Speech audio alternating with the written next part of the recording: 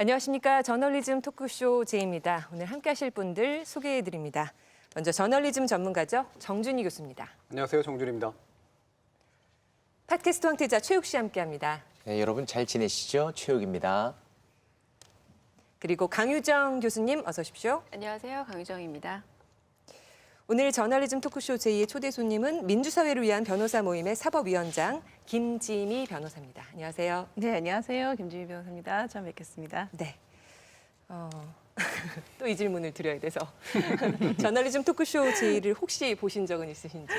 제가 이게 빈말이 아니고요. 제가 이 프로그램 정말 좋아했었거든요. 네. 그래서 사람들한테 이런 프로그램이 있더라, 꼭 봐라라고 얘기도 많이 했었고, 근데 사실 제가 방송할 때마다 챙겨보지는 못했어요. 사실 그 시간대가 제가 아이가 아직 어린데 재우고 뭐 밤에 자고 그러면 이제 그래서 꼬박꼬박 챙겨보지는 못했었지만 이제 이 시간대에 이제 방송하는 시간대에 TV를 볼 수 있을 때면 항상 이 프로그램을 봤었고 저 정우성 배우님 나왔을 때도 사심이 들어가요. 네, 굉장히 부러워하면서 끝까지 방송을 보기도 했었습니다. 예. 네. 아주 뭐 깊이 있는 분은 아닌 것 같네요. 저에 대해서 말씀하시는 건가요? 네, 우리 그 제2 프로그램이 편성 시간대가 바뀌지 않았습니까? 네. 그래서 많은 분들이 또 보시는 것 같더라고요. 그래서 오늘부터는 열심히 할 생각입니다. 그동안은 어떻게 하셨는데요? 약간 좀 쉬었다가 하는 느낌으로 왔었는데 최선을 다하겠습니다. 그동안 정말 10시 30분에 하다가 9시 40분으로 앞당기니까 뉴스 끝나고 바로 시작을 하잖아요. 사람들이 이런 프로가 있었어라고 새롭게 인지하시는 맞습니다. 분들이 참 많더라고요. 그래서 더 잘해야 되겠다는 부담감을 안고 있습니다. 오늘 좀 잘 좀 부탁드리겠습니다. 제가 잘 부탁드려야죠. 최욱 씨의 멘트여야 되는데 어떻게 오늘 방송의 감을 네, 최선을 다해주세요.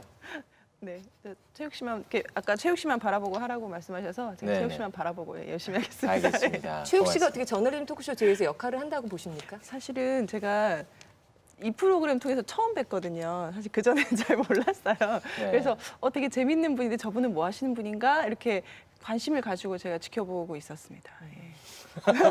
뒷조사를 좀 안 하셨어요? 아니, 뒷조사까지 할 여리는 없고요. 정우성님도 아니고. 그 정도까지는 아니고. 그래요. 나오시는 그러고 나서 이제 팟캐스트 진행하신다는 걸 알고 이번에 새로 프로그램 많이 맡으신 것도 제가 네. 예전 같았으면 그냥 모르는 사람이니까 넘어갔을 텐데 이거 맡았구나 이렇게 보고 알고 있었죠. 아유, 고맙습니다. 많이 좀 봐주시기 바랍니다. 더 네, 말고. 네, 알겠습니다. 화수목에 많이 봐주시고. 네, 저널리즘 토크쇼 제2 방송은 KBS 1TV, 마이케이, 웨이브, 그리고 유튜브, 페이스북을 통해서도 만나실 수 있습니다. 검찰이 조국 법무부 장관 후보자 의혹에 대해 전격 수사에 착수했습니다. 어제 그 신호탄으로 동시다발적인 압수수색이 벌어졌는데요. 동양대 정경심 교수의 사무실과 동양대 총무팀을 전격 압수수색했습니다. 다시 압수수색에 나섰습니다. 뱅킹센터를 압수수색했습니다. 추가 압수수색도 벌였고 관련자 소환 조사도 이어졌습니다. 조 장관 자녀의 입시 의혹에 인턴증명서 허위 발급 의혹에 그동안 가족의 펀드 투자 의혹에 대해 수사가 딸에서 아들로 옮겨 붙었습니다.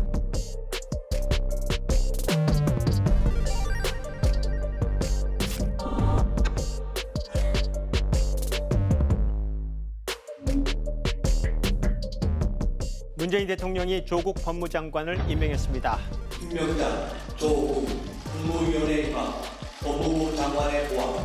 문재인 대통령이 유엔 총회 참석을 위해 뉴욕으로 출국했습니다. 조국 법무부 장관 관련 의혹을 수사 중인 검찰이 오늘 조 장관의 자택 등을 압수수색했습니다. 현직 법무부 장관 자택에 대한 압수수색은 처음 있는 일인데요. 수사는 절차에 따라 진행되는 상당히 협조성에 입각해서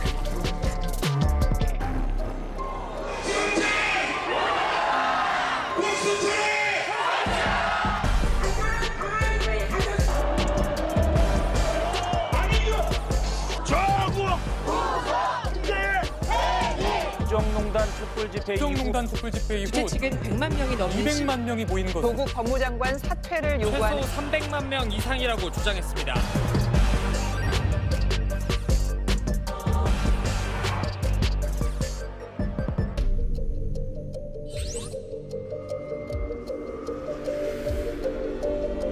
지난 9월 28일이었죠. 서울 서초동 서울중앙지검과 대검찰청 앞에서 대규모 촛불 집회가 열렸습니다. 2016년, 17년 박근혜 대통령 탄핵 국면 이후 가장 큰 규모의 촛불 집회였다 이렇게 이야기되고 있는데요.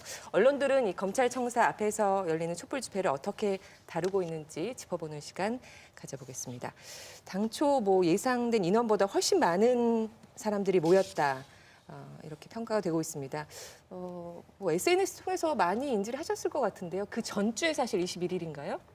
이 매주 토요일마다 집회를 하고 있었고 그래서 21일 때 그때도 참 많이 모여서 많은 사람들이 그 얘기를 해서 저는 어느 정도 예상을 했던 부분이 있는데 어떻게 생각하셨는지요? 근데 저는 이렇게 많이 모일 거라고 예상은 했지만 이 정도 인파일 거라고는 쉽게 예상하지 못했던 일이라고 보여지고요. 그러니까 이를테면 일종의 트리거가 있었다라고 보여집니다. 그러니까 말 그대로 방아쇠를 당기는 사건이 아마 조국 장관 자택의 압수수색이 아니었을까. 이 사건이 그냥 점조직처럼 그냥 흩뿌려져 있었던 이 사태를 좀 지켜보자라고 생각했었던 많은 분들에게 마음의 방아쇠가 좀 당겨진 거죠. 이를테면 이 트리거라는 게 또 심리학에서는 과거의 어떤 트라우마를 건드리는 사건 같은 걸 얘기하거든요.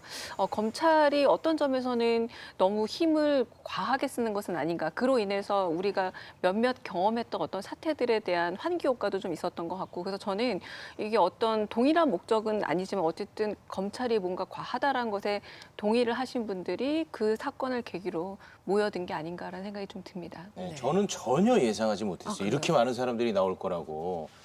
거의 대다수의 언론들이 이끄는 방향과 전혀 다른 방향으로 시민들이 이렇게 행동에 나서는 걸 보고 저는 너무 놀랐어요. 그리고 감동받고요. 짜릿하더라고요. 그 전까지는 전혀 이런 움직임이 있을 거라고 생각을 못 하셨나요? 아니 그 집회가 있는 거는 알고 있었고 그리고 집회가 한다는 것도 저는 인지하고 있었지만 이렇게까지 많이 나올 거라고는 전혀 상상할 수가 없었죠. 네. 김지미 변호사는 어떠셨어요? 제가 사실 그때 저는 이제 집회에 잠깐 참여를 했었는데 그러니까 처음에 느낀 건 이제 제가 그날 오전에 서초동에 일이 있어서 있다가 집회가 6시부터 열린다고 해서 조금 그러면 있다가 집에 조금 있다가 가야겠다라고 해서 시간을 좀 보내다가 좀 일찍 갔어요. 근데 이미 6시로 시작 시간을 알렸음에도 불구하고 몇 시간 전부터 그 일대에 이미 사람들이 너무 많이 와 있었고 저도 한 5시 반 정도 서초역 쪽으로 가는데도 이미 거기를 뚫고 가기가 힘들 정도로 인파가 많이 몰려 있었고 처음에 그렇게 많이 모여 있는 사람들 본 순간 제 개인적인 느낌은 사실 굉장히 울컥했었거든요. 그러니까 저는 그 이제 검찰 개혁, 사법 개혁 뭐 이런 얘기들을 늘 이제 해왔었고 활동들을 해왔었는데도 불구하고 이제 국민들의 관심이나 지지가 사실은 이제 그렇게 많은 영역은 아니었단 말이죠. 그런데 그렇게 많은 사람들이 모여서 너무나 또 분위기는 발랄했었고 재밌는 깃발이나 뭐 구호 같은 것도 굉장히 많고 가족 단위 어린아이들 데리고 나오신 분들도 굉장히 많고 그러니까 일단 그 인원 수 그리고 그 현장의 분위기 와 같은 것들 때문에 굉장히 감동받고 울컥하고 이제 정말 우리가 그동안 그렇게 외쳤던 개혁이라는 게 이제는 조금 될 수도 있겠구나라는 약간 희망 섞인 기대를 할 수 있는 그런 장면이었습니다. 촛불이라고 이제 이름을 붙이잖아요. 근데 촛불이라고 이름을 붙인 것들, 의도적으로 붙인 시위들은 굉장히 많았거든요. 근데 그 촛불도 저는 점으로 연결되는 어떤 선이 있다라고 생각을 하는데 2016년에 촛불이 환기가 되는 거죠. 이 촛불은. 물론 그때만큼의 포괄력, 뭐 수를 굳이 제가 따지고 싶진 않습니다만 보편적 공분에 기초하고 있는가라는 문제에 대해서는 아직은 지켜봐야 될 문제라고 생각은 하지만 적어도 그 중간에 등장했던 다른 촛불이라고 스스로 불렀던 것과는 다른 종류의 즉 2016년의 촛불과 직결되는 그런 촛불이라고 저는 이제 생각을 합니다. 그 이유가 바로 뭐냐면 김지미 변호사님 얘기해 주신 것처럼 개혁에 대한 열망이 담겨져 있기 때문이에요. 지금까지 왜 이 대다수의 사람들이 이 거리의 정치로 안 나왔을까? 그렇게 대규모의 촛불을 안 들었을까라고 생각을 해보면 촛불 이후에 만들어진 정부가 정치의 힘으로 이것을 바꿔줄 수 있을 거라고 판단을 했고 기다릴 거라고 생각을 한 거죠. 근데 이들이 다시 들고 나올 수밖에 없었던 것은 그 힘만으로는 안 되겠다라는 판단을 했고 따라서 과거에 촛불을 통해서 뭔가 변화를 이끌어냈던 시민적 힘을, 승리의 기억을 지금은 다시 한번 좀 발휘할 필요가 있다라고 대다수가 느꼈기 때문이라고 저는 생각을 합니다. 그래서 이 개혁이 잠깐 위축돼 있고 그다음에 현 정부의 힘으로라든가 아니면 특정 정파의 힘으로라든가 이렇게 이루어낼 수 없는 개혁을 시민의 힘으로 다시 한번 좀 이루어야겠다라고 하는 것이 결집된 어떤 표현이라고 생각을 합니다. 네. 검찰 개혁을 외치기도 했지만 그 언론에 대한 불만을 표시하는 자리이기도 했다라고 이야기를 많이 하던데요. 최욱 씨 저 화면 보셨어요? 네, 네. JTBC 뉴스의 보도였는데 이제 뒤에는 저런 일부러 그랬겠죠? 저 JTBC 뉴스 하는 걸 보고 나서 기다렸다가 아마 했던 것 같아요. 야, 근데 이게 그 JTBC 뉴스에 저게 나가는 바람에 굉장히 크게 화제가 됐었죠. 예전에 세월호 사건 때 사실은 KBS, MBC 언론사들이 왔을 때 저런 모습들을 보여주셨죠. 일반 시민들이 지금 보도를 제대로 하고 있는 게 맞느냐, 혹시 이게 잘못된 것은 아니냐, 그런 자정 기능을 요구하는데 저는 이번에 그 집회 가운데서 검찰 개혁이라는 팻말을 많이 봤지만 사실은 괄호 열고 언론 개혁이라는 말이 숨어 있는 집회였거든요.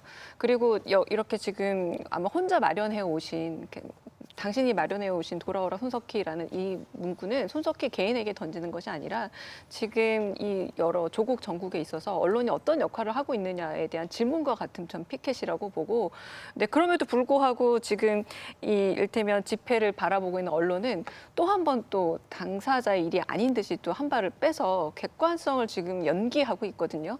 근데 지금 이 장면은 굉장히 의미심장한 것이고 또 받아들여야 될 메시지인데 일부러 좀 배격하고 있는 게 아닌가라는 생각이 들 정도입니다. 네, 저 장면을 보면은 그 예술적 가치도 있습니다. 저 피켓 시위를 하시는 분이요. 노룩 피켓팅입니다. 네, 노룩이에요. 네, 저런 점은 제 눈에 확 들어오더라고요. 저 못 알아들었어요. 이렇게 하고 한 게 아니라 네. 이렇게 안 보고 누. 김무성 의원 기억 안 납니까? 노룩 패스. 제가 아는 게 뭐가 있겠습니까? 그 언론 보도상에서는 언론 개혁에 대한 이런 분위기는 사실 전달이 전혀 안 된 걸로 생각이 되는데 어떻게 좀 그 신문 보도들 보시면서 또 방송 보도들 보시면서 어떤 생각이 들으셨는지요, 김지은 변호사님?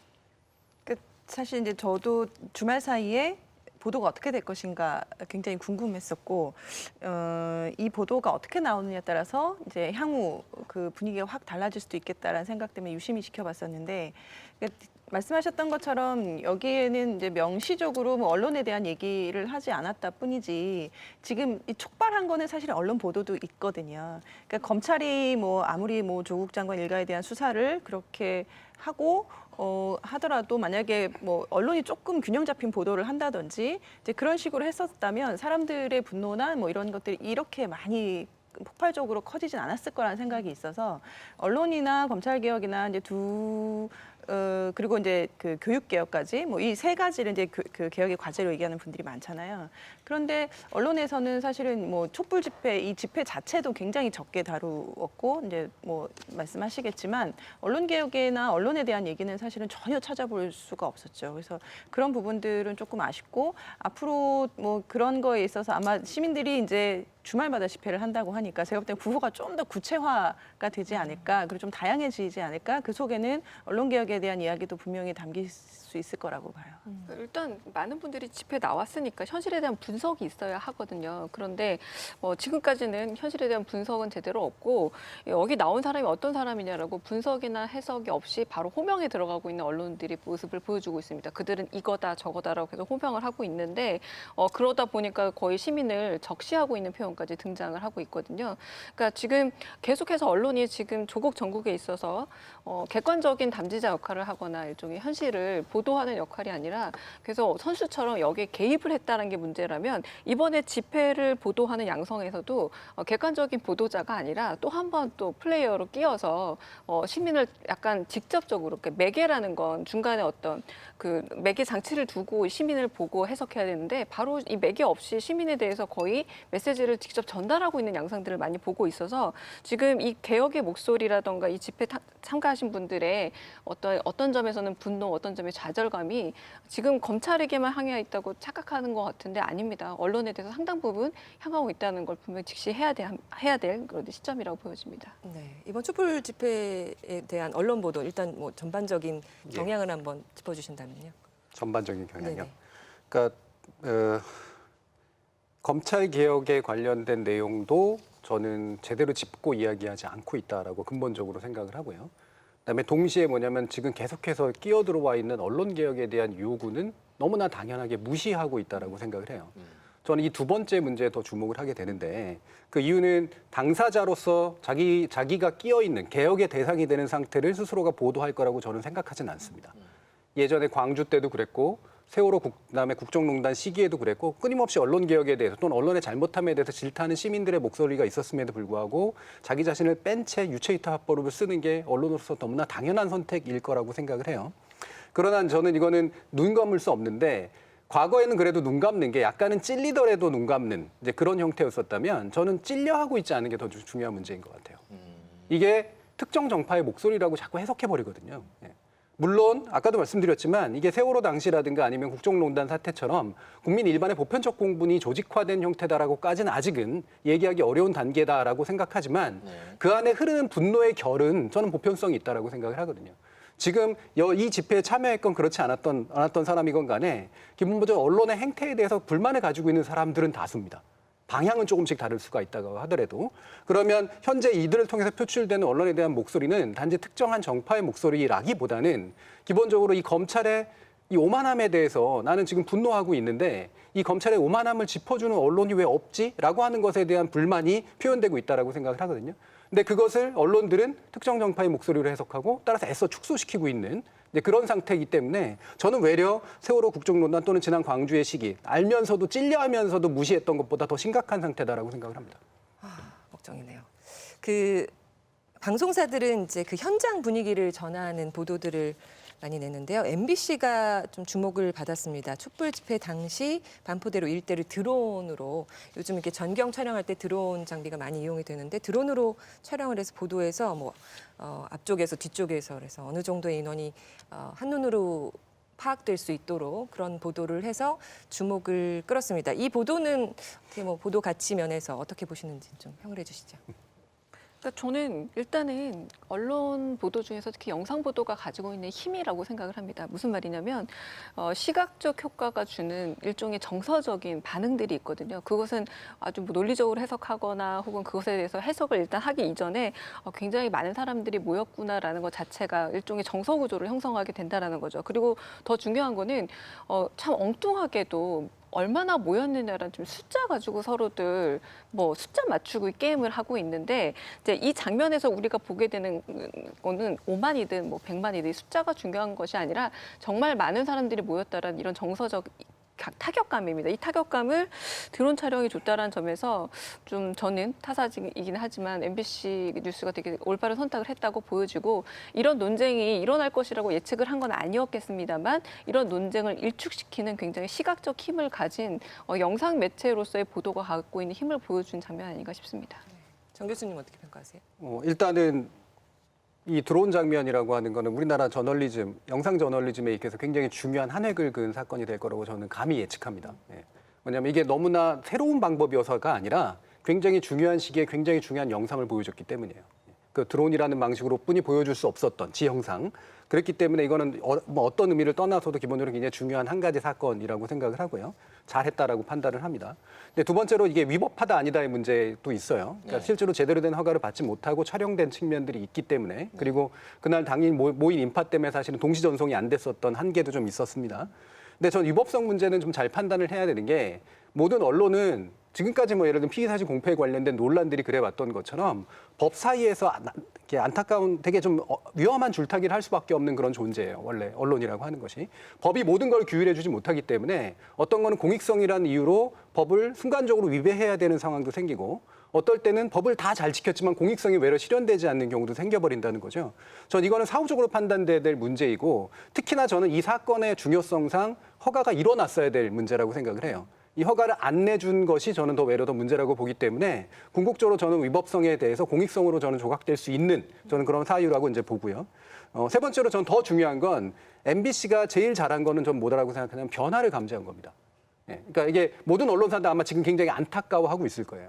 뭐 단지 숫자의 문제가 아닙니다. 왜 이런 이벤트가 단지 특정 정파로 국한되지 않고 특정 지역 장소로 국한되지 않고 뭔가 확산되는 방식으로 갔는가에 대해서 가장 먼저 감을 채고 거기에 대한 대비를 했기 때문에 이런 결과가 나타난 거거든요. 언론사라고 하는 건 바로 이렇게 여론의 흐름의 변화라든가 어떤 중요한 세의 변화라든가 이런 것들에 대한 이제 눈이 굉장히 중요한데 그거를 편집진이 과감하게 선택을 하고 과감하게 결정을 내렸다라고 하는 거. 저는 그 부분 충분히 칭찬받아야 된다고 생각합니다. 네, 공교롭게도 이거를 저희 형이 보도를 했더라고요. 아, 그 유명한. 네. 교류가 없으신. 이 보도 때문에 저를 욕하거나 칭찬하는 분들이 있는데 네. 그래서는 안 됩니다. 형과의 친분이 전혀 없다는 거 미리 좀 말씀을 드리겠고요. 이 보도 때문에 지난 정권에 한번 전화 통화하고 몇 년 만에 통화를 해봤어요. 네.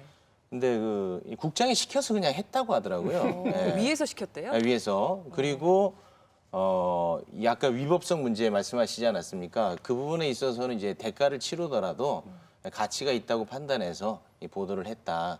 그래서 아마 대가는 치러야 될 것 같다. 벌벌 떨고 있더라고요. 네. 아니 최욱 씨의 감이 전달된 거 아닐까요? 저와는 친분이 전혀 없습니다. 네. 텔레파시고 아까 그럴 줄 몰랐다 그랬잖아요. 네. 연락하지 않습니다. 네. 근데 최훈 기자의 자발적인 그 취재를 하려는 노력에 의해서가 아니라 위에서 지시를 받아서 했다고 그러니까 굉장히 실망스럽네요. 아닙니다. 이거는 보도국장이 결정을 내렸어야 될 사항이죠.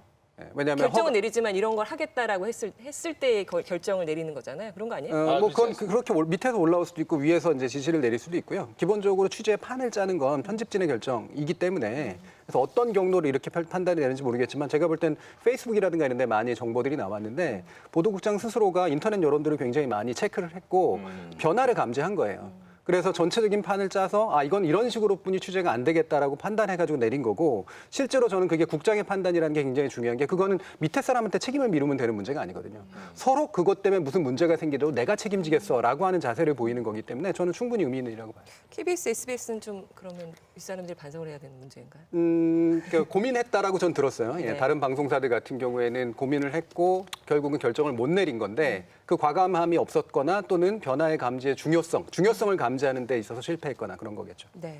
김지민 변호사님 그 위법성 논란이 있는데 어떤 부분인지 좀 설명을 부탁드릴게요. 그러니까 지금 우리가 드론이라고 하는 초경량 비행 장치잖아요. 그러니까 원래는 초경량 비행 장치 드론을 띄우려면 다 원래 국토부 장관 그 승인을 받아야 되는 거고 국토부 장관이 원칙적인 승인자지만 위임에 따라서 뭐 군 지역인 경우는 뭐 군대가 위임받아 승인을 할 수도 있고 보통은 지방항공청장이 이제 위임받아서 승인을 하기도 하는데 그러니까 여기도 마찬가지로 서울은 이제 국군 수도방위사령부의 승인을 받아야 되는 사안이었는데 승인받지 않고 촬영한 것이 이제 문제가 됐다라는 보도가 있었고 그것은 뭐 사실인 것 같아요. 근데 MBC가 9월 한 달 동안 보니까 서울 지역 일대를 좀 광범위하게 촬영하는 허가는 받았는데 특히 이 지역에서 그리고 이제 일몰 후에 야간에 촬영 허가는 이제 승인을 받지 않았던 것이 조금 문제가 되는 것 같은데 일단은 그 일몰 전에 재판단에는 뭐 서울 지역이라고 했기 때문에 사실 이 지역을 일몰 전에 촬영한 것은 그렇게 큰 문제가 되지는 않을 것 같습니다만 이제 일몰 후에 촬영한 부분 그거는 MBC 보도국장님이 우리는 일몰 후에 하지 않았다라고 했는데 사실은 좀 촬영된 걸 보면 완전 해가 진 이후에 이제 영상도 있기 때문에 그 부분이 문제가 되는 것 같긴 해요. 근데 이건 형식적으로 법을 해석했을 때의 문제이고 우리가 나중에 우리 포토라인이나 이런 얘기 할 때도 그렇고 지금 이 조국 장관 일가의 수사 상황도 그렇고 사실 국민의 알 권리 얘기를 많이 하는데 이것도 마찬가지로 그렇게 따지면 국민의 알 권리 대상이 아닌가라는 생각이 좀 들거든요. 그러니까 굳이 집회 이후에 집회 참석 인원에 대한 이런 공방이 있을 거라고 예상은 하지는 못했지만 결국 이게 아주 큰 사건이었고 전 국민의 관심의 대상이라고 해도 과언이 아닐 정도의 일이었는데 전체적으로 이렇게 보여주는 화면에 가진 힘은 아까 이제 교수님 말씀하셨잖아요. 그런 걸 봤을 때는 이걸 법을 아주 형식적으로만 해석을 해서 이것이 위법하다. 그러니까 앞으로도 되지 않는다. 이렇게 갈 것인가? 아니면 지금 이제 주말마다 집회가 있을 거라고 하는데 지난 주말보다 더 많은 인원이 또 올 것이다. 이런 예측도 사실은 있잖아요. 그래서 그런 측면에서 보면 이 지대는 높은 데서 촬영을 할 곳이 없단 말이죠. 검찰청이나 대법원 정도밖에 없는데 거기서 촬영을 할 수는 없는 거니까. 그래서 아마 방송사들 별로 다 이 드론 촬영에 대한 고민을 하고 있을 것 같아요. 근데 이미 위법하다라는 게 확인이 된 상태여서 사실은 쉽지 않은 문제이긴 한데 그렇게 보면 법 취지를 생각을 해야 되거든요. 이걸 왜 막아놨는가, 왜 승인을 어떻게 해놨는가라는 거는 결국은 이제 보안상의 문제하고 이제 안전상의 문제예요. 그래서 보안상의 문제 같은 경우에 크게 문제가 되지 않는다라는 판단이 있고, 그다음에 안전상의 문제 같은 경우는 너도 나도 승인 없이 드론을 띄우다가 이게 부딪히면서 사고가 날 것을 염려하는 건데, 그러면은 그런 한도 내에서 뭐 방송사별로 뭐 협의를 한다든지 해서 한 대 정도는 승인을 하고 그것을 공유하는 방식으로 한다든지 하는 이제 그런 식의 협의 방식이 조금 필요하지 않나 이제 장래에는 그렇게 생각이 들고, 그런 면에서 보면 뭐 법에는 예외 규정들이 조금 있어요. 승인 없이 비행을 할 수 있는 그런 것들에 대해서도 좀 더 좀 전격적으로 이런 부분들도 고려를 앞으로는 좀 해야 되지 않나라는 생각이 좀 듭니다.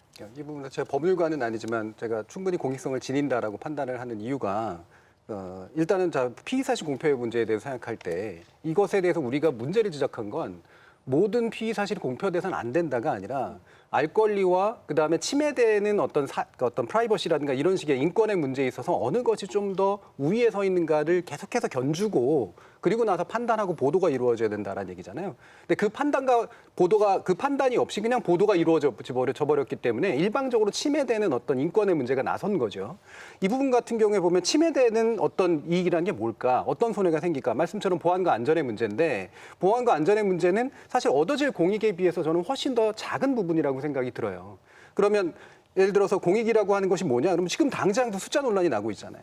이 숫자를 그냥 뭐 이걸로 세서 보여주겠다가 아니라 적어도 사회적으로 이루어지는 그 논란에 대해서 일정한 증거 자료를 제시해 줄 수 있고, 두 번째로 이 서울 도심에서 일어난 어떤 중요한 사건이 전국으로 같이 간접적으로 경합될 수 있는 어떤 거리를 제공하는 데 있어서 보도의 의무가 생기는 영역이라고 생각을 하거든요. 그랬을 때 저는 얻어지는 공익이 훨씬 더 크다라고 판단을 하고, 그럼 이후로 예를 들면 모든 방송사에 다 드론 띄우려고 하면 어떡하느냐? 그때는 자율적으로 협의해가지고 사실 영상을 공유하거나 이런 방식을 이제 그때부터는 쓰면 되는 거죠. 즉 새로운 종류의 행위의 준칙들을 만들어내는 중요한 어떤 계기가 된다라고 판단을 합니다.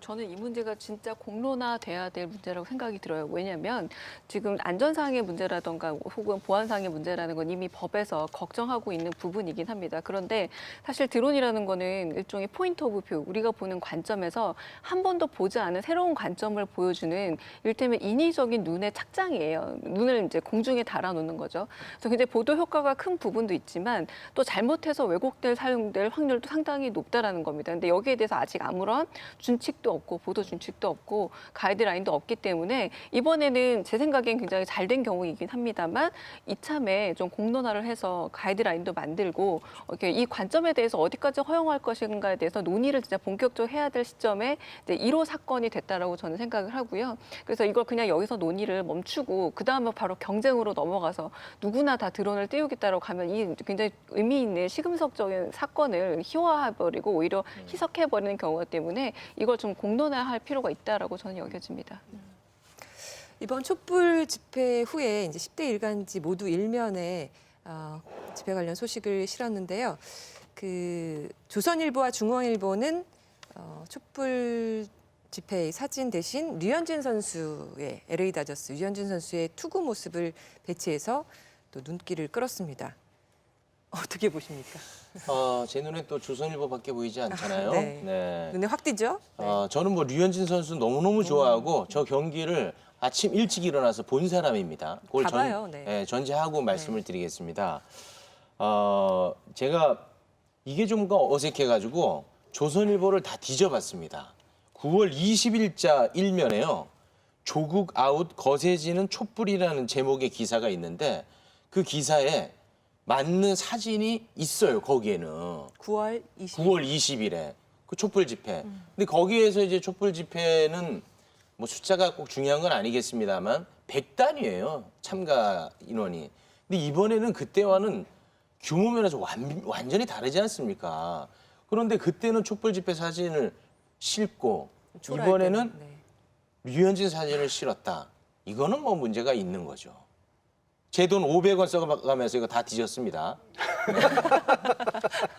이게 만약에 정말로 데스크라는 기능이 있다면 이렇게 사진을 올린 이 편집은 이날 굉장히 좀 곤혹스러워야 되는 게 맞아 보이거든요. 제가 보기엔. 왜냐하면 뉴스 가치라는 게 일단 가장 주목도가 높은 사건을 다뤄야 한다면 옆에 그 제목만 보더라도 뭐 집권 세력이 거리 정치라던가 검찰개혁 국민 뜻 수용 이렇게 제목을 달아놨지만 이것과 일단 전혀 무관한 가장 큰 사진이 실렸다라는 것 자체가 좀 문제가 있어 보이고요. 근데 그 문제가 뭐냐면 일단은 여기 두 가지입니다. 선택과 배열이라는 문제가 있는데 무엇을 선택했느냐. 이제 문자로는 이를테면 집회 장면을 선택했지만 사진으로 인해서 전혀 다른 얘기를 전달하고 있는데 의도적으로 배열을 다른 것들을 해놨다라는 건데 저는 이게 그냥 오류의 문제라기보다는 의도적으로 선택하고 배열한 거기 때문에 어떤 점에서 이 촛불 집회에 대한 의미를 좀 선택적으로 축소하고 조금은 그 의미를 희석시키기 위해서 배치된 의도적인 배치가 아닌가라는 생각이 들기도 합니다. 절대로 실을 수는 없나요? 중앙일보나 조선일보의 경우에는? 뭐 판단하겠죠. 예를 들면 저는 조선일보는 실을 수도 있었다고 생각을 하거든요. 그러니까 집권 세력이 거리 정치로 법치 위협 이렇게 나왔으면 그 거리 정치를 하는 모습을 보여줘가지고 더 강화된 효과를 낼 수도 있었겠죠. 근데 왜 굳이 그걸 안 넣었을까? 네. 그러면 기사에 맞는 걸 넣긴 넣었는데 그게 의도하지 않게 예를 들면 이렇게 사람이 많이 갔어? 라는 식으로 이제 만약에 읽혀지게 되면 효과가 별로 없으니까 그래서 저는 고육지책으로 사진을 빼버리는 선택을 했다라고 보고요. 그건 명백한 의도죠, 그러니까. 예. 기본적으로 이것이 자신의 비판의 의도를 가지고 있건 그렇지 않건 간에 어쨌든 이 당시 있었던 서초동 쪽으로 사람들의 시선을 몰게 하고 싶지 않다라고 하는 의도가 명확히 반영됐다고 봅니다. 네. 김지미 변호사는 어떻게 보세요? 저는 사실 지금 조선일보 기사 이거 처음 봤거든요. 조선일보 잘 안 보니까. 근데 사진을 안 실은 건 말씀하신 것처럼 이제 명백히 의도적인 것이고요. 저는 보이는 게 집권 세력이 거리 정치로 법치 위협이라고 한 조선일보의 헤드라인인데 이게 다 틀렸거든요. 일단은 집권 세력이라는 것도 틀렸고 거리 정치라는 것도 틀렸고 법치를 위협했다는 것도 틀린 말이에요. 그러니까 다 맞지 않는 말을 정말 아무 말 대잔치를 한 거죠. 그러니까 집권 세력이라고 이제 처음에 주체를 그렇게 다른 거는 이것이 마치 관제인 것처럼 동원한 것처럼 이제 그렇게 보여지길 원하는 거고 거리 정치라는 것도 마찬가지이고요. 근데 법치를 위협했다. 제가 얼마 전에 어떤 아는 기자가 또 전화가 와서 막 이런 걸 물어봤어요. 비슷하게 법치주의를 위협하고 있다는 거에 대해서 어떻게 생각하느냐 이렇게 물어봐서 제가 기자님은 이게 왜 법치주의랑 관계가 있다고 생각하세요? 제가 이제 되물었더니 네, 그게 뭐 얘기를 하는데 저는 이게 법치주의 문제는 아니라고 생각한다. 그냥 끊었거든요. 이건 법치주의 문제가 아니라 이제 민주주의 문제죠. 굳이 따지자면.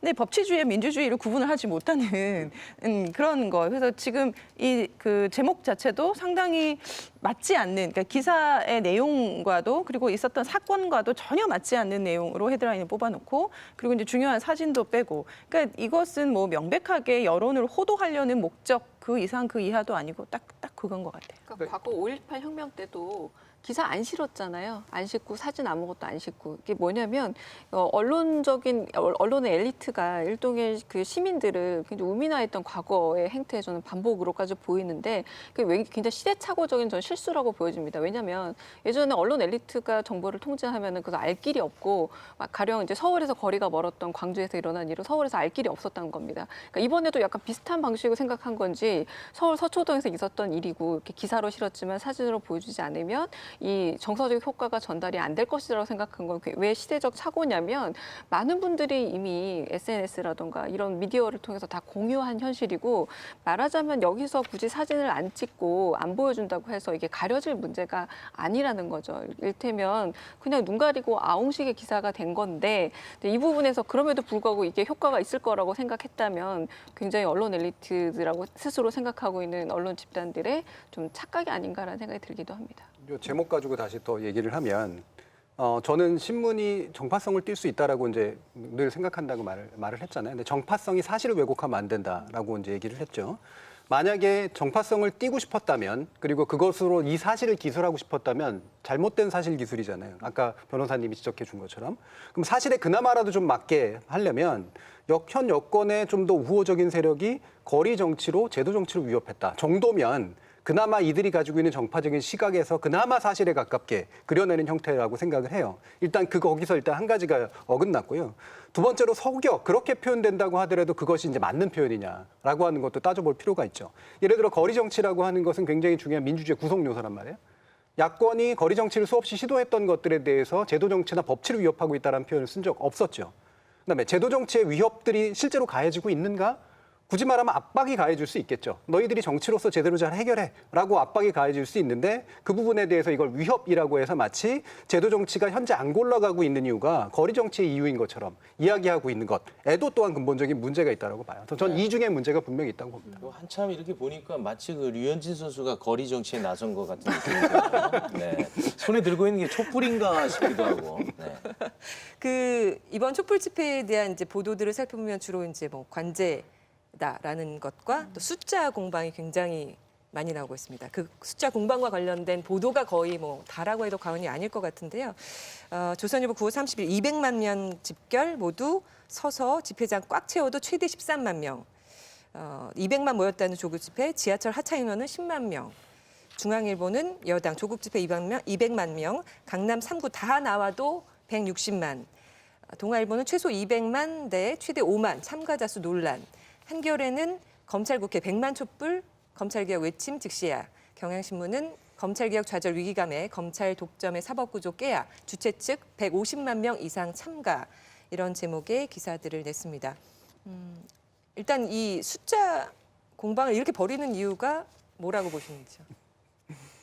숫자를 이야기하는 것 원래 자체가 숫자에 근데 집착을 계속 그때 맞아요. 시국선언 때도 많이 하고 그때 저희도 계속 중계 방송을 했었는데 신문과 언론을 따라가다 보니까 봤었죠. 그래서 가령 교수 시국선언에서도 숫자가 굉장히 중요한 것처럼 했지만 거기서도 중요한 건 숫자가 아니라 얼마나 개인이 익명성이 숨지 않고 자신을 드러내놓고 이게 선언을 하느냐가 중요했다고 얘기했던 것처럼 이번에도 사실은 뭐 조국 집회 200만이라고 했을 때 200만이라는 숫자 자체를 아무도 강조하지 않았습니다. 그걸 강조하고 있는 건 오히려 이제 보수적인 언론사들인데요. 이제 이게 사실에 맞느냐 안 맞느냐를 가지고 하는 것 자체가 굉장히 저는 좀 도착적이고 일종의 숫자에 대한 물씨나 양상을 그대로 보여주고 있다고 보여지는데 무엇보다 여기서 이제 조국 집회라는 호명 자체도 상당히 문제적이라는 겁니다. 이게 왜 조국 집회 인가요?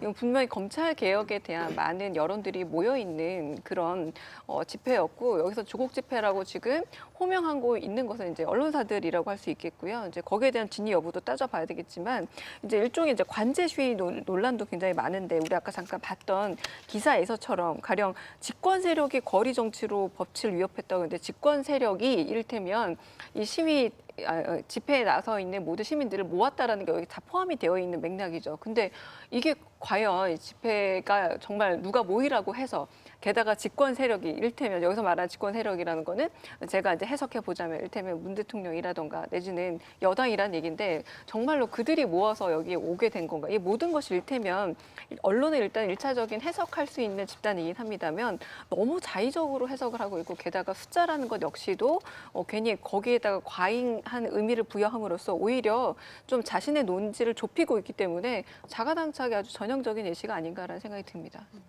김지미 변호사님 어떻게 보십니까? 그러니까 숫자는 사실 이 집회의 본질에 대한 프레임을 이제 돌리려는 거죠. 이렇게 집회에 대한 보도를 사실은 아예 무시할 수는 없으니까 집회 얘기를 해야 되는데 그러면은 뭐 검찰 개혁 또 조국 뭐 수호 뭐 이런 얘기를 이제 주로 구호였기 때문에 그런 얘기를 안 할 수는 없을 테고 근데 그런 얘기는 하기 싫고 그런데 이제 마침 숫자 보통 저희가 예전에 집회는 주최 측 추산과 경찰 추산이어가지고 항상 그것 에서 차이가 나고 뭐 어느 게 맞니 뭐 이런 얘기가 있었는데 이번에 이제 경찰 추산이 없었단 말이에요. 그러니까 주최 측 추산밖에는 나오지 않은 상황에서 이제 그 말도 안 된다. 너희가 말하는 그 숫자는 말이 안 된다라는 쪽으로 계속 몰아가면서 너희는 참석 인원부터가 거짓이야. 라는 약간 그 프레임을 씌워가지고 좀 시선을 돌리고 싶은 그런 목적이 있었던 것 같고 또 하나는 지금 여기 보니까 중앙일보에 강남 3구 다 나와도 160만 이랬는데 저는 지금 문득 들었어요. 생각이 왜 강남 3구를 비교했을까? 그러니까 이게 저희가 서초동에서 이런 대규모의 집회가 열렸던 적은 아마 유사일이 없을 거예요. 보통 저희가 광화문에서 이제 집회를 많이 하잖아요. 근데 집회 광화문에서 한다고 해서 종로구 뭐 다 합쳐도 이렇게 안 하거든요. 그러니까 이걸 강남이라는 데에 대해서 일단 좀 그 못 박아두고 생각을 하는 것 같고 거기 원래 광화문도 아니고 서초동 거기 조그만 데 열린 거고 거기 강남 3구 다 나와도 이거밖에 안 되는데 그 좁은 데 너희가 200만이 나왔다고? 라는 걸 이제 보여주려고 하는 것 같고 또 하나는 사실 그날 서울에서만 집회가 열렸던 게 아니에요. 지방에서도 검찰청 앞에서 집회들이 많이 열렸거든요. 근데 그걸 보도하는 그 언론사를 제가 본 적이 없어요. 그러니까 보통 국정농단 때도 그렇고 이제 집회가 커지면 서울에 다 사람들이 올 수 없잖아요. 이날도 지방에서 사람들이 굉장히 많이 올라왔었고 버스가 쭉 이제 있었는데 그러지 못한 분들은 지역에서 집회를 자체적으로 연단 말이에요. 그래서 뭐 무슨 촛불 앞에 지역 이름 붙은 촛불이 많이 있었잖아요. 이번에도 각 지역 검찰청, 지방검찰청 앞에서 제가 알기로는 집회가 몇 군데 있었다고 알고 있는데 그런 것들은 아예 보도를 하지 않는 거죠. 그런 데다가 강남 3구 이러니까 지역을 점점 좁히면서 그냥 일부 사람들만이 한 것처럼 이제 보도를 하는 행태가 보이고 이게 전국적인 그런 일들은 아니다라는 걸 일부러 보여주려고 하는 그런 게 있지 않나 싶어요. 저는 이제 이게 뭐 그러니까 정확한 수를 따지는 건 의미 없다. 맞죠? 예. 그렇다고 해서 수는 비본질이냐? 저는 그것도 아니라고 생각을 해요. 그러니까 기본적으로 정확한 수를 따질 필요는 없다가 이제 중요한 거고 대신 규모와 세는 굉장히 중요한 문제이거든요. 그러니까 그러면 기준을 잡아야 되죠. 이제 뭐보다 더 크냐, 뭐보다 더 세냐, 뭐 이런 것들이 이제 중요한 거란 말이에요. 그다음에 얼마나 많은 지역과 얼마나 많은 사람들을 포괄하느냐, 뭐 이런 것들이 이제 훨씬 더 중요하죠. 근데 문제는 이게 10만이면 적은 숫자고 100만이면 많은 숫자고 뭐 200만이면 더 많은 숫자고 이런 게 아니라 기본적으로 우리는 10만이든 100만이든 사실 잘 체감할 수 없습니다. 5만도 잘 자기가 체감해서 셀 수 없을 거예요. 집회 엄청나게 많이 해보신 분들은 대충 이제 기준들이 있긴 합니다만 그랬을 때 전 중요한 건 이게 왜 기존 바로 그 지난주에 수에 비해서 보면 확실히 현격하게 증가했는가.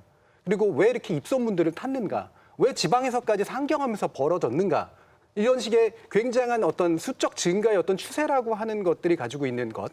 그다음에 마침내 분노하고 있는 것이 무엇인가에 주목하지 못하기 때문에 생기는 그런 식의 문제라고 느낌이 들고요. 결국에는 이들의 이제 목소리가 굉장히 커져가고 있고 이들의 목소리가 단순하게 어떤 정치적인 목소리를 떠나서 기본적으로 타겟을 잡고 있단 말이에요. 검찰이라고 하는 권력기관에 대한 타겟을 잡고 있는 것. 이와 같은 담론이 생겨나고 있는 것. 전 여기에 이제 주목을 하는 게 확실히 맞고 그래서 수를 따지려면 그 부분하고 체감될 수 있는 수를 따져라 이렇게 얘기하고 싶어요. 그 서초동 촛불 집회를 통해서 검찰 개혁을 요구하는 시민들의 열망이 분출이 됐지만 보수 언론들이 초점을 맞추는 보도 부분은 조국 법무장관의 거취였습니다.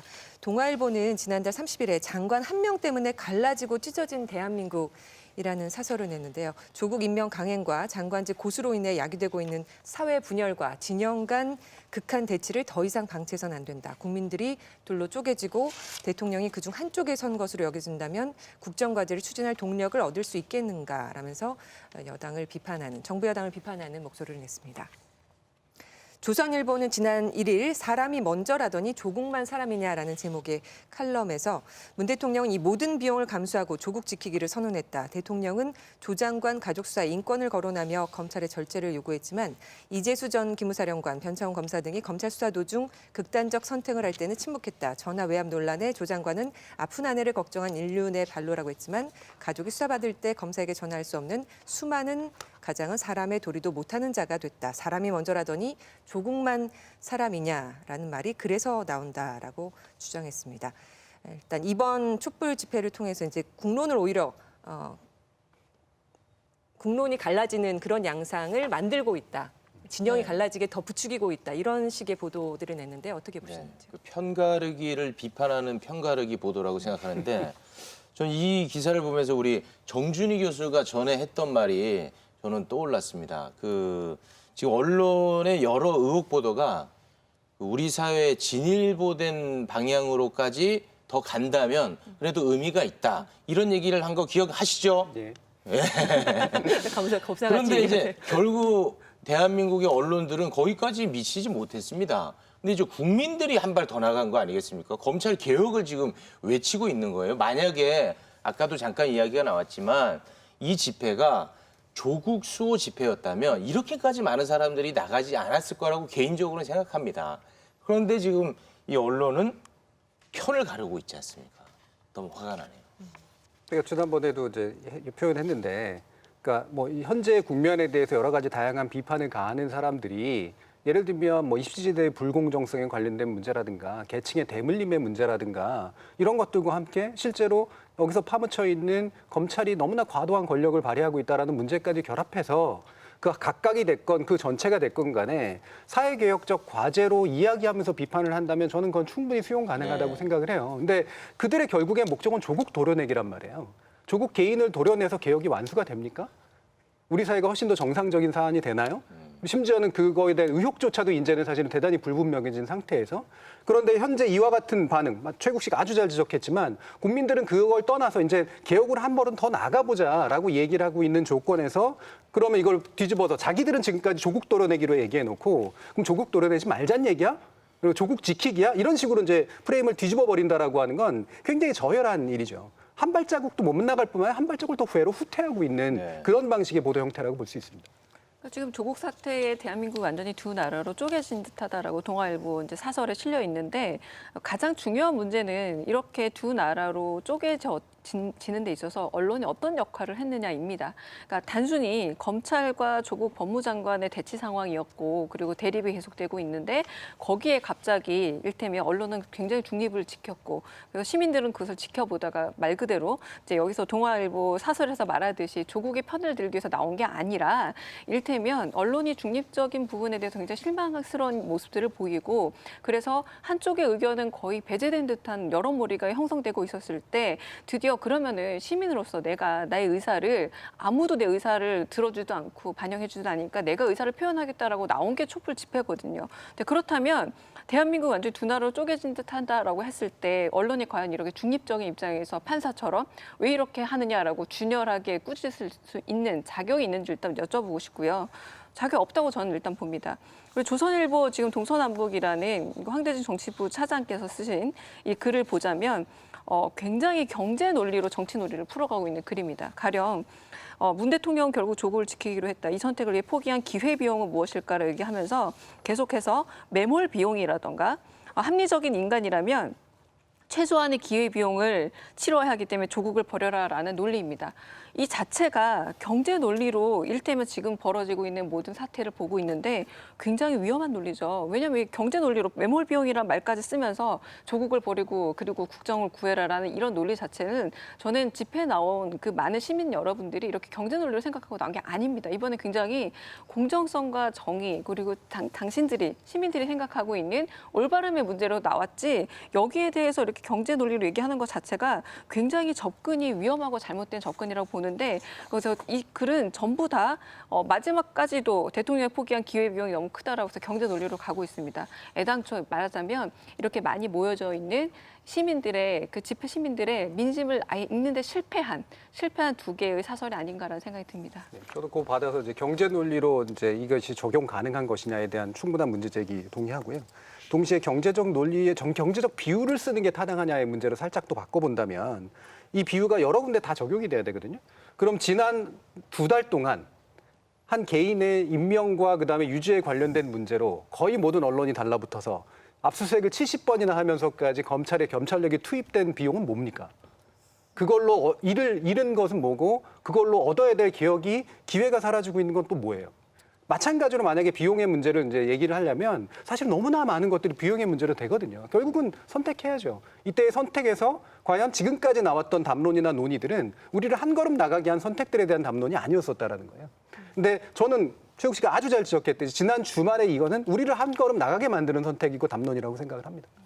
만약에 정말 이 언론들이 원하는 대로 조국 장관이 내려오면 과연 이 언론들이 검찰 개혁에 힘을 주는 보도를 할 것인가? 그러니까요. 예. 그것도 아니라고 보는 거죠. 네. 김지미 변호사님 어떻게 보십니까? 네.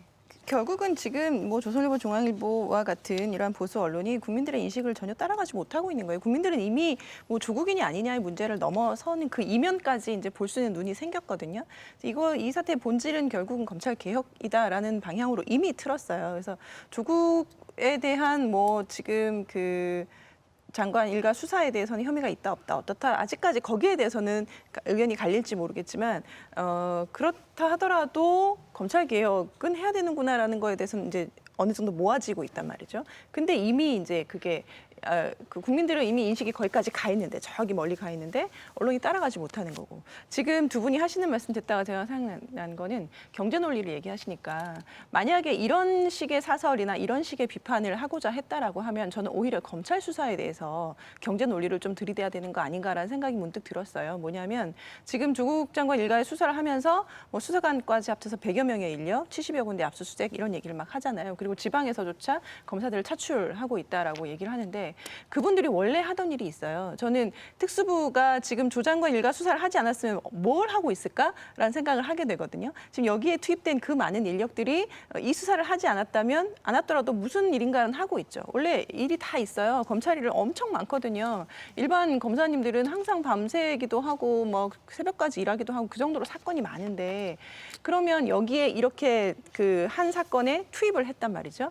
그러면은 그렇지 못한 원래 이 사람들이 했어야 할 사건 수사 같은 것들은 지금 스톱이 돼 있거나 아니면은 다른 사람들이 나눠서 하면서 원래대로 그 원래 했을 만한 정도로 수사력이 투입되지도 못하고 있겠죠. 그게 다 국민들의 일이거든요. 내 사건이 검찰에 가 있고 빨리 수사해서 좀 밝혀줬으면 좋겠는데 피해자건 피의자건 그렇지 못한 기회 비용들이 훨씬 더 많아요. 그래서 경제 논리를 가지고 비판을 하려고 치면 사실은 너무나 많은 검찰력을 이 사건 하나에 쏟아부은 기회비용을 얘기를 했었어야죠. 근데 그것에서는 눈을 감고 이런 식의 사설을 낸다는 것은 저는 좀 맞지 않는 것 같아요. 그러니까 이 부분 예전에 그 보수 언론이 그렇게 보도했잖아요. 세월호 당시에 세월호 조사특위 운영하는 거 가지고 비용 다 계산해서 몇백억의 혈세가 이런 식으로 날아가고 있다는 등 특검 같은 경우도 역시 마찬가지로 그런 식의 경제적인 논리 써가지고 비판했던 경우도 굉장히 많거든요. 이런 조건에서는 저는 그 비판도 마음에 안 들지만 이런 조건에서는 왜 그런 잣대가 안 일어나는 거죠? 이 언론들은 이제 정부 여당이 나라를 분열시키고 있다 이런 주장을 계속 펴고 있는데요. 조선일보 9월 30일자 또 사설을 보면 대통령이 국민을 두동강내 거리 패싸움으로 내모나 이런 제목의 사설에서 집권 세력이 거리로 동원한 지지층 머릿수로 사법 절차의 정당성이 가려지는 것처럼 분위기를 몰아가고 있다. 이러니 야당도 10월 3일 광화문에 100만 명이 모여서 대통령 퇴진을 외치겠다고 예고하고 있다. 여야 정당이 여의도 광장으로 지지자들을 버스로 실어 나르던 30년 전 선거판으로 나라가 뒷걸음치고 있다. 이런 사설을 냈고요. 동아일보는 장관 한 명 때문에 갈라지고 찢어진 대한민국. 역시 이런 사설을 통해서 10월 3일엔 조 장관 퇴진을 촉구하는 도심 집회가 예고된 상태다. 50일을 넘긴 조국 사태에 대한민국이 완전히 두 나라로 쪼개진 듯하다라고 밝혔습니다. 촛불집회 보도하면서 이렇게 나라가 쪼개지고 있다, 공론이 분열되고 있다는 표현이 계속해서 등장합니다. 이런 보도에 대해서는 또 어떻게 보십니까? 이 두 가지 보도에 대해서. 증거가 제시가 됐더니 드디어 이제 양분된 의견이 있다라는 기사가 실리네요. 반갑게도. 지금까지는 모두가 조국 가족에게 잘못이 있고 조국 가족은 일종의 사기 집단이고 사퇴해야 하고 이런 기사들만 보다가 눈에 보이는 이를테면 정말 외부 증거가 아니라 부인할 수 없는 증거가 있으니까 이제 양분하라는 새로운 어떤 논제, 이를테면 프레임을 짜고 있는 것으로 보여지고 있습니다. 그런데 아까도 우리 잠깐 얘기를 나눴지만 여기 숫자의 문제로 이야기할 수 있는 부분은 절대로 아니라고 좀 보여지고 있고요. 그래서인지 굉장히 숫자에 집착을 하다 보니 계속 좀 엉뚱한 얘기를 하고 있는데 저는 여기서 한 가지 좀 말씀드리고 싶어요. 제 세대들은 아마 학교 다닐 때 교과서에 다 배운 시가 있는데 신동엽의 풀이라는 시가 있습니다. 이게 뭐냐면 바람보다 먼저 눕고 바람보다 먼저 일어나는 게 바로 풀이라는 거예요.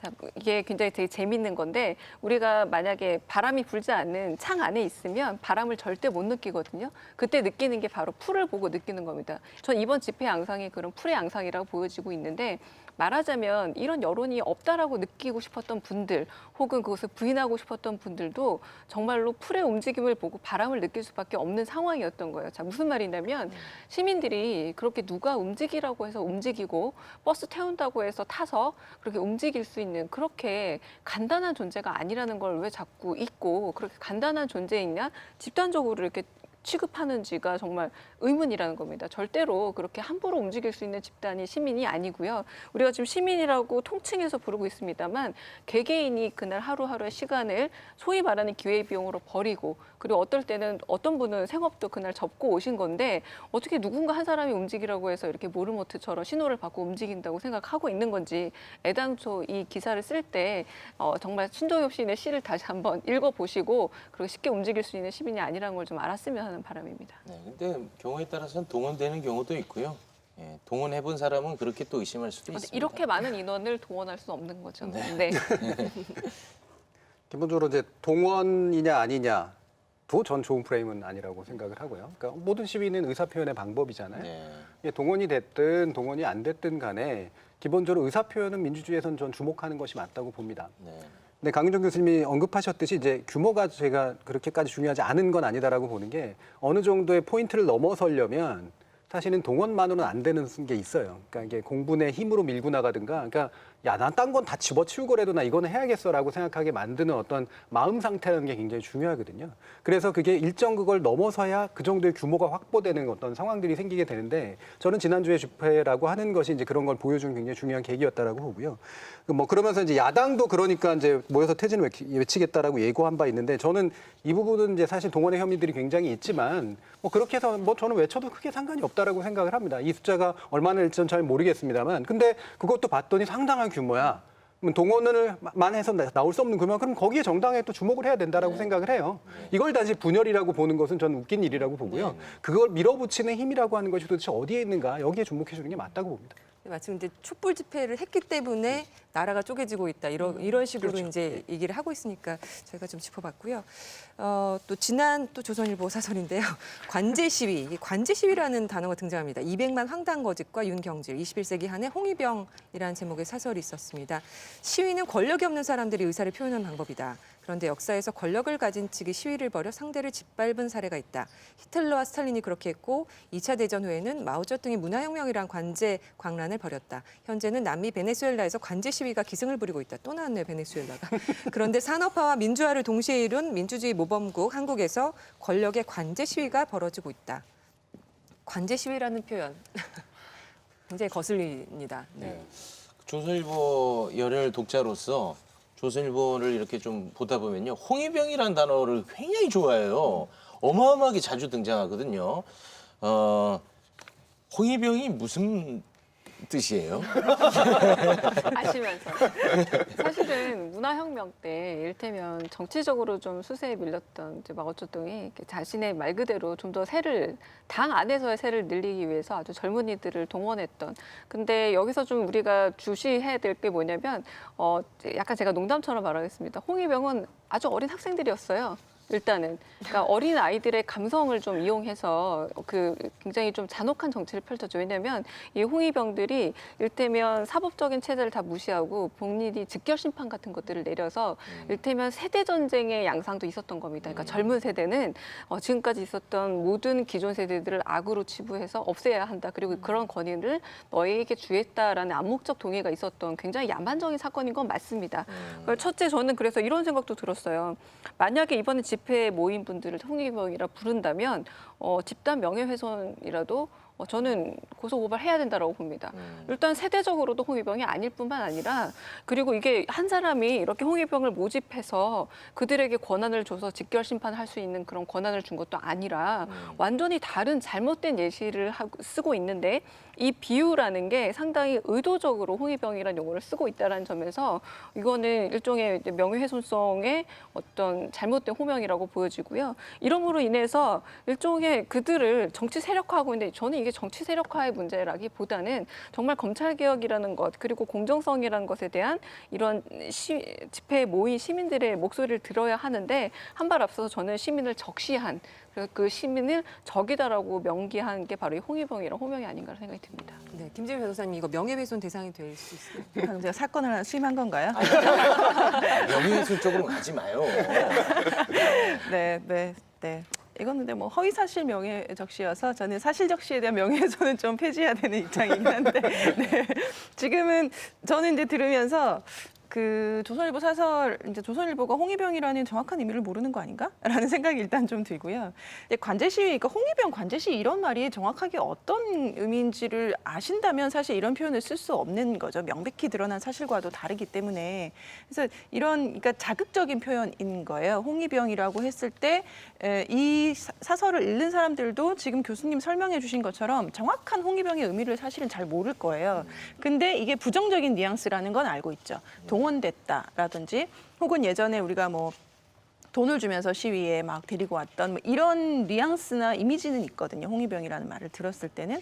그리고 물불 안 가리고 뭔가 뛰어드는 느낌. 그러니까 이러한 이미지들을 조금 차용하고 싶어 해서 이런 표현을 쓴 것이지 뭐 정확하게 의미를 알았다면 사실은 설마 언론인의 양심으로 이런 정확한 의미를 알고도 썼을까요? 라는 생각이. 알고 썼을 확률도 있는 게 과거에도 굉장히 많이 나와서 제가 사실 이 단어를 정확하게 좀 다시 공부하게 된 이유 중에 하나가 과거에 노무현 정권 때 정말로 많이 썼던 용어입니다. 홍위병이라는 제가 신문에서 먼저 보게 된 사례예요. 그리고 나서 오히려 문화혁명 공부도 하고 문학 작품들 읽으면서 이게 어떤 식으로 구체적으로 표현된다라고 했을 때 처음 등장한 단어가 아니라는 점에서 더더구나 좀 이 호명을 어떤 맥락에서 했는지 좀 짚어봐야 하지 않을까라는 생각도 듭니다. 그러니까 여기에 쓰인 용어들 이렇게 쭉 묶어보면 물론 당연히 사실하고도 안 맞지만 비유적으로 쓴다고 하더라도 이 정치학에서 얘기하는 국가동원 체제로서의 파시즘을 전제로 했을 때 가능한 이야기예요. 이 레드 컴플렉스를 자극하는 건데 저는 이렇게 돌려주고 싶어요. 예를 들면 대통령이 국민을 분열시키고 있다. 특정 지지자의 편에만 서고 있다라는 말인데 저 이거 쓴 이유가 있거든요. 이런 식으로 사설을 쓰는 이유는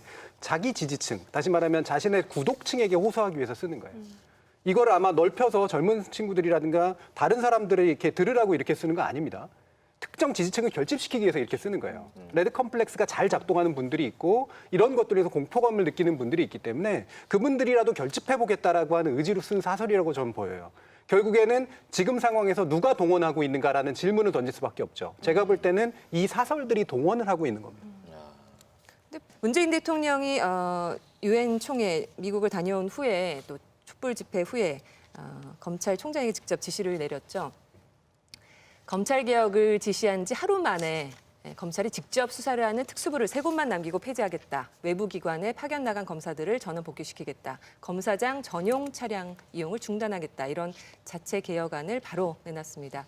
아울러서 포토라인, 피의 사실 공표, 공개 소환 등 그동안 행해져 온 수사 관행에 대해서도 점검 및 개선해 나가겠다는 내용도 포함을 시켰습니다. 언론 보도들을 좀 보면은 바로 이렇게 어떻게 하겠다. 검찰에서 직접 의견을 밝혔다.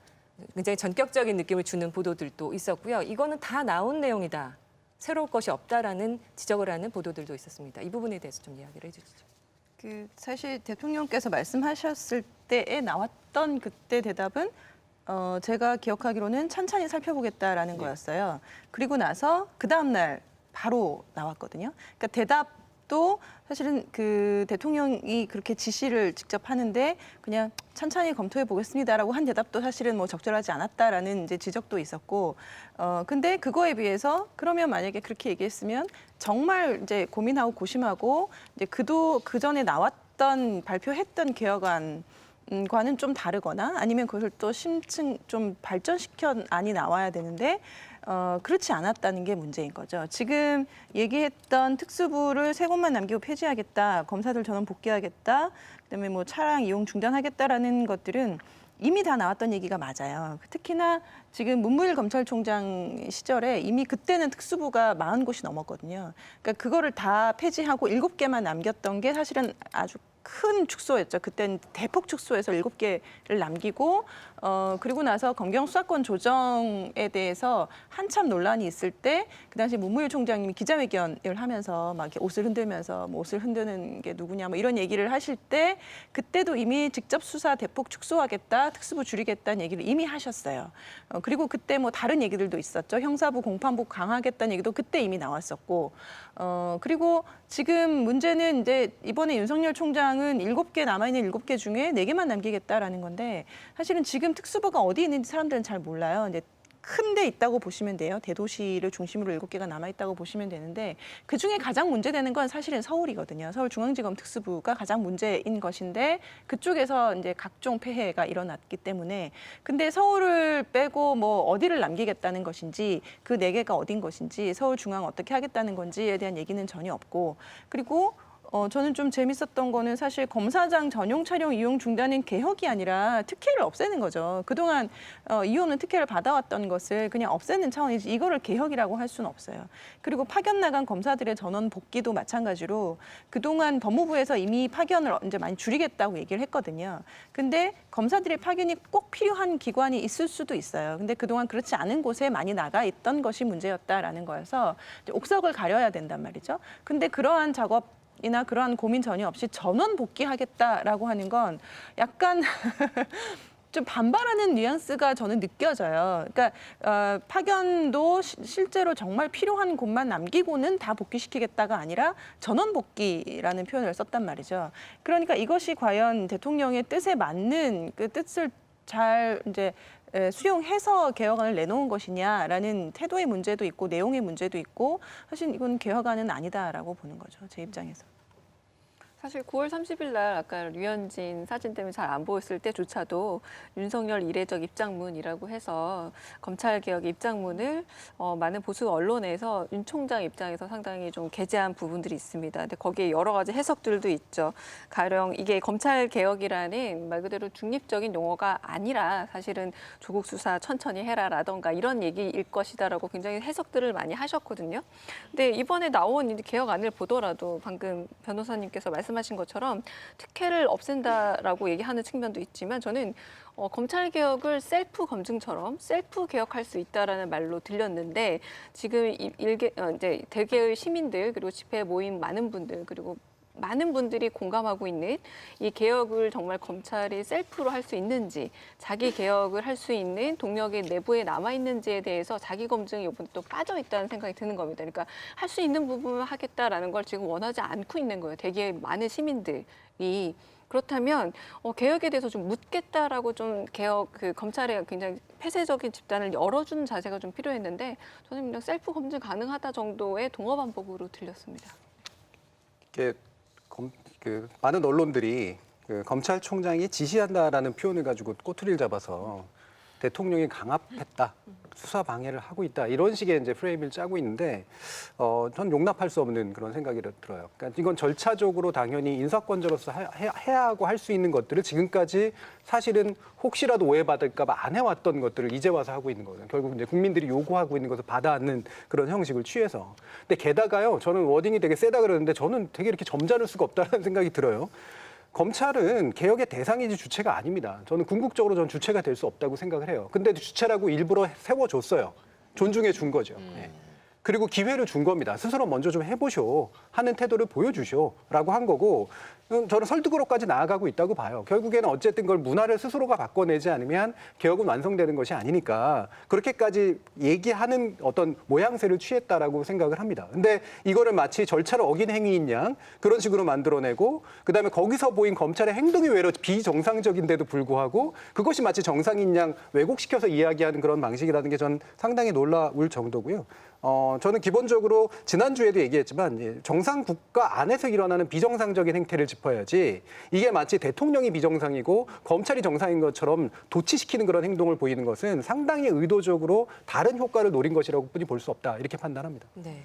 중앙일보가 10월 2일 사설에서 조국 가족을 위한 검찰 개혁인가 이런 내용을 보도했는데요. 갑작스러운 대통령의 지시와 대검찰청 발표에 국민은 어리둥절하다. 도대체 무엇을 위한 검찰개혁 타령인지 의심이 들지 않을 수 없다. 지금의 검찰개혁은 진정 누구를 위한 것인가. 자신과 가족을 수사 중인 검찰총장이 토해내듯 검찰개혁안을 발표하게 만들어 놓고도 수사와 무관하다고 할 수 있는가. 이러니 여권이 후안을 미리 없애기 위해 윤 총장을 몰아내려 한다는 음모론까지 나오는 것이다. 여권은 국민의 의심병만 키우는 진정성 없는 검찰개혁 노름을 당장 중지해야 한다. 이런 사설을 실었습니다. 그리고 조선일보는 문 대통령 조국식 검찰개혁 1호 수혜자는 조국 아내 정경심 이런 제목의 보도를 했는데요. 검찰 정경심 공개 소환한다더니 비공개 검토 6일 만에 바꿔 문 대통령이 인권 강조하며 압박하자 곧바로 몸 낮추는 모양새. 법조계 포토라인은 없애야 하지만 왜 지금 형평성 기준 논란. 이런 내용을 실었습니다. 이 포토라인 문제 때문에 또 관행을 좀 없애겠다라고 검찰에서 발표를 했는데 왜 바로 이 정경심 씨부터 해당이 되는 것인가 이렇게 바로 연결을 시켜버렸습니다. 이 부분에 대해서 좀 이야기를 해주시죠. 글쎄 일단은 이 검찰 개혁이라는 문제가 지금 조국 정국이라 부르죠. 조국 정국 안에서 나온 얘기가 아니지 않습니까? 그러니까 조국 장관이 취임할 때부터도 검찰 개혁에 그 책임을 다하겠습니다라고 얘기를 할 정도였단 말이에요. 그런데 마치 지금 조국 장관의 수사를 기점으로 해서 이 모든 것들이 개혁도 갑자기 튀어나온 것처럼 얘기를 하고 있고, 그래서 가령 조선일보 기사도 보자면 검찰 개편 방안을 보고받으면서 검찰 개혁을 요구하는 국민 목소리를 겸허히 받아들이고 반성해야 된다라고 문 대통령이 30일 날 말했다라고 갑자기 말한 것처럼 쓰고 있는데 전혀 그렇지 않습니다. 수미상관하고 아주 일관성 있는 정책의 방향이었다라는 것입니다. 그런데 마치 그게 이 맥락을 다시 놓으면서 얘기를 하고 있고요. 그리고 이 포토라인 문제도 마찬가지입니다. 이게 갑자기 조국 장관 아내의 소환을, 정경심 교수 소환을 앞두고 이야기가 진행된 것이 아니라 지금까지 계속해서 이건 망신주기 아니느냐, 그리고 이건 좀 고쳐야 될 것 같다, 불필요한 것 같다라고 계속해서 있었던 얘기인데, 오히려 지금 기회에 맥락을 바꿔서 이를테면 배치를 바꿔서 이건 모든 것을 조국 장관 유리한 식으로 바꾸고 있다라고 해석하고 있는 건 좀 보수 언론으로 보여지고 있고 전혀 새로운 얘기가 아니다라고 여겨집니다. 그러니까 수혜자로 보이겠죠. 그 사람들의 눈에는. 그러니까 지금까지 자기들이 끌고 온 판이 그 판이니까 이걸 통해 가지고 결국은 조국 고하기, 그다음에 그 가족이 수혜자. 이런 식으로 이제 사람들이 오인하도록 만드는 것뿐만 아니라 스스로 그렇게 이해하고 있다라고 저는 생각을 해요. 불행히도. 예. 그러면 이것이 왜 문제인가라고 생각을 해보면, 말씀을 여러 번 주셨지만 기본적으로 뭔가 이렇게 과거부터 대단히 잘못되어 왔던 것들, 여러 번 지적되어 왔던 것이 지체되어 있는 상태가 이제 문제인 거잖아요. 우리 지금 지난번에 조국 장관 자택 압수수색을 했을 때 많은 언론도 이 얘기를 했습니다. 그러니까 변호사를 불렀고, 정경심 교수가. 그다음에 변호사가 올 때까지 기다려달라고 했고, 그다음에 그래서 수색이 좀 약간 미뤄졌다 이런 식으로 얘기하고, 심지어는 그래서 11시간이 걸렸다 이런 식으로 방어하는 태도까지 보였는데, 기본적으로 뭐 우리 변호사님이 계시지만 변호사를 불러서 그다음에 압수수색을 하는 과정에서 자신의 방어권을 충분히 써야 되는 상황이 정상적인 상황인데, 그 정상적인 상황이 특혜로 비치게 만드는 이 마법의 지팡이가 발휘되고 있다라고 하는 거예요. 그럼 정상적인 언론이라면 왜 지금까지 이것이 정상적인 권리로서 보장받지 못했는가? 왜 지금 시대에 와서야 이것이 이 장관에 관련된 것들이 돼야 이게 마치 특혜인 것처럼 보여지는 상황들이 만들어지는가에 대해서 문제 제기를 하는 것이 일반적인 민주국가에서의 정상적인 언론의 행태라고 볼 수가 있는 거죠. 그러니까 이들은, 저는 궁극적으로 검찰 개혁이라 권력기관에 대한 개혁, 그다음 비정상적인 것을 정상적으로 돌리는 그 시기가 어떤 시점이 되건 간에 거기에 대한 관심이 근본적으로 없기 때문에 수혜자로 보인다라고 판단을 합니다. 저는 여기서 젊은 검사, 여성 검사, 형사 공판부 검사들의 다양한 의견을 들어라 굉장히 중요한 메시지였거든요.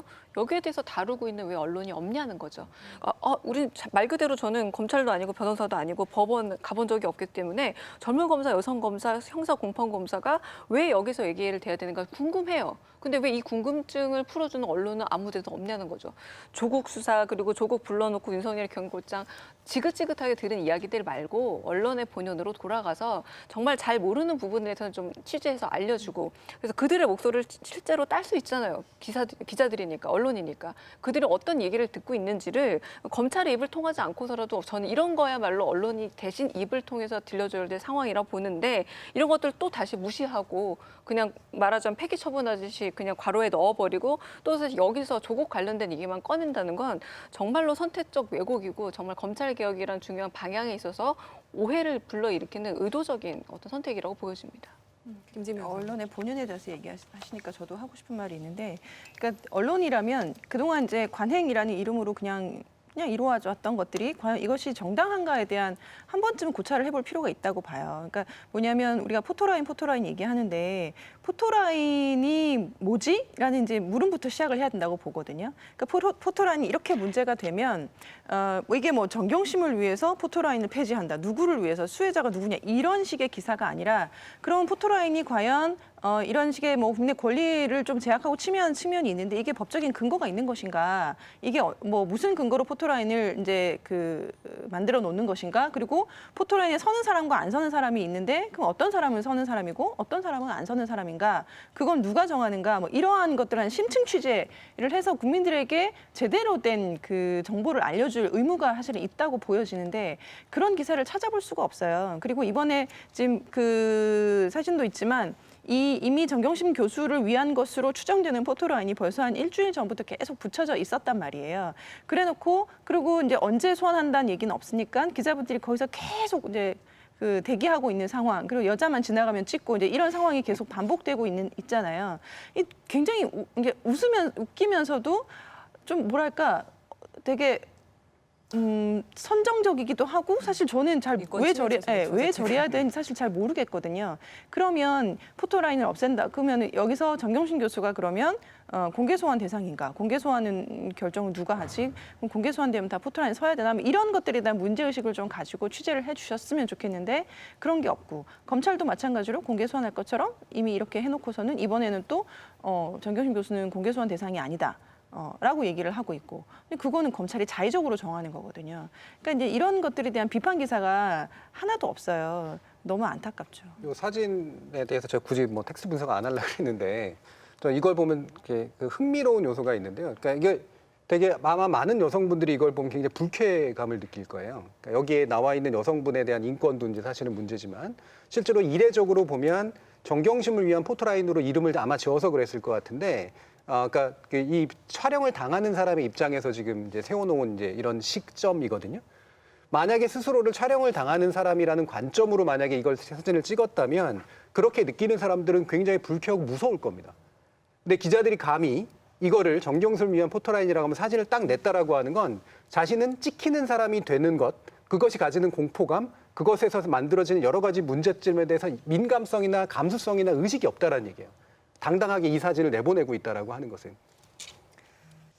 네, 오늘 이 촛불 집회, 검찰 개혁을 촉구하는 대규모 촛불 집회를 바라보는 언론의 보도들, 또 대통령의 검찰 개혁 지시에 관한 보도, 검찰의 개혁 입장 발표에 대한 보도들 쭉 살펴봤는데, 뭐 국민들은 이제 검찰 개혁 쪽으로 논점을 이렇게 옮겨가고 있는 분위기지만 언론은 그럴 조짐이 별로 안 보이는 것 같습니다. 쭉 이제 보도들을 살펴보니까 결국 조국 장관 거취 문제로 다 회귀되고 있는 양상을 보이고 있는데요. 그 검찰 수사 결과가 나올 때까지는 이런 언론의 양상은 계속될 거라고 보십니까? 어떻게 생각하십니까?